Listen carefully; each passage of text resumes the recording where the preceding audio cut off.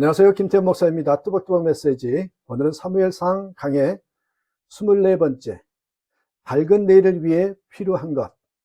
밝은 내일을 위해 필요한 것. 사무엘상 12장 19절에서 25절의 말씀 가지고 함께 뚜벅뚜벅 걸어가겠습니다. 자, 우리 내일이 밝아지기 위해서는 무엇이 필요한가? 그런 내용이겠죠. 하나님께서 인간을 가장 긍휼히 여기는 때가 언제이겠습니까?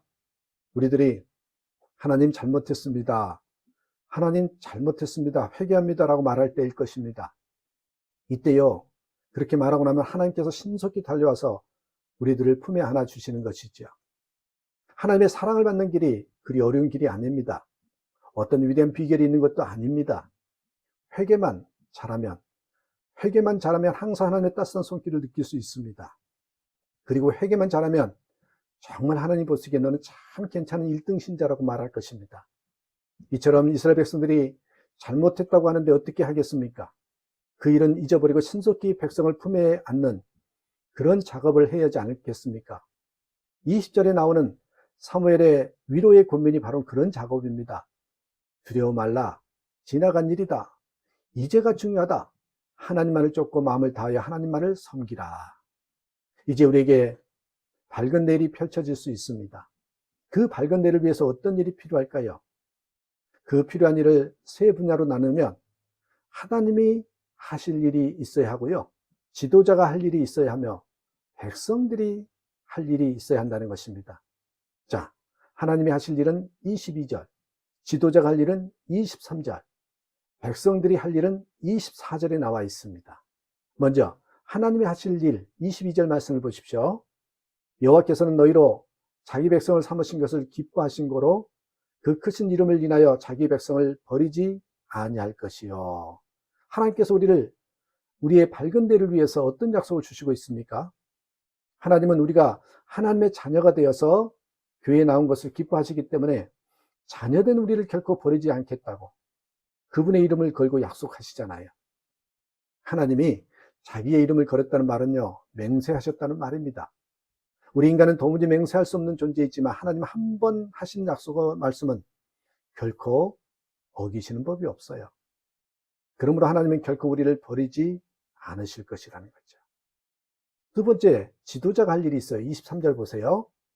나는 너희를 위하여 기도하기를 쉬는 죄를 여호와 앞에 결단코 범치 아니하고 선하고 의로운 도로 너희를 가르칠 것인즉. 자, 사무엘은 백성들을 위해서 기도하기를 쉬는 죄를 결코 범하지 않겠다고 했습니다. 얼마나 놀라운 중보의 선언입니까? 이 말씀을 묵상하면서 나 자신 얼마나 찔리는 구석이 많은지 모릅니다. 목회자로서 저의 역할, 저의 사역을 대해서 한번 생각해 보았습니다. 그리고 사무엘은 계속해서 의로운 도로 너희 백성들을 가르치겠다고 그렇게 이야기하죠. 이것은 단순히 성경 말씀을 잘 풀어드리겠다는 말뿐만이 아니고요. 의로운 도로 너희를 가르치겠다는 말은 삶의 모범을 보이겠다. 삶으로서 본이 되겠다. 이런 말도 포함된 말입니다.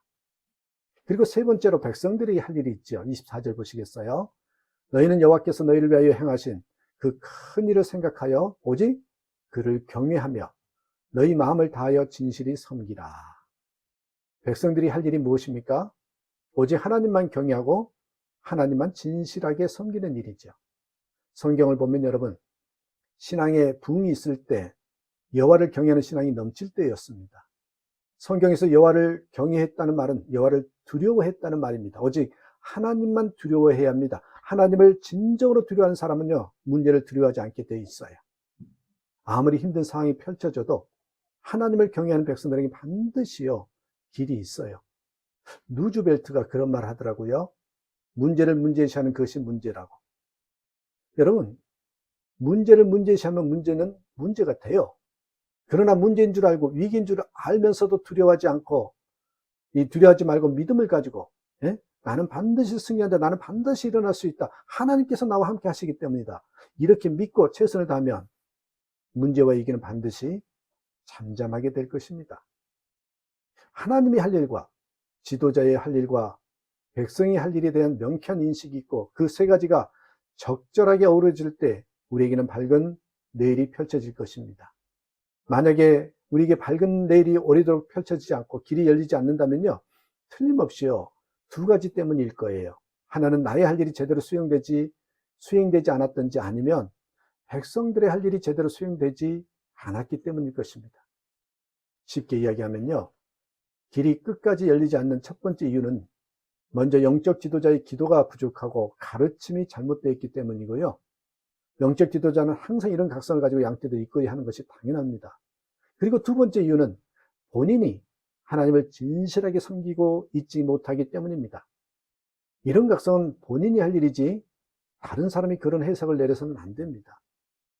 한 공동체의 장래가 암담하다면 틀림없이요, 지도자가 잘못된 길로 갔든지, 떼들의 이 양떼들의 순종한 삶이 없기 때문이든지 둘 중에 하나일 거예요. 왜냐하면 하나님의 약속은 여전히 불변하잖아요. 만약 두 가지를 다 구비했다고 여긴다면요, 여러분, 하나님의 때를 기다리십시오. 하나님께서 가장 적절한 때에 그 공동체를 통해서 큰 역사를 이루어 가실 겁니다. 하나님 앞에서 신실하고 좋은 목자가 되고 좋은 양떼가 되심으로 복된 내일을 열어가는 그런 주인공이 되기를 주님의 이름으로 축복합니다. 감사합니다.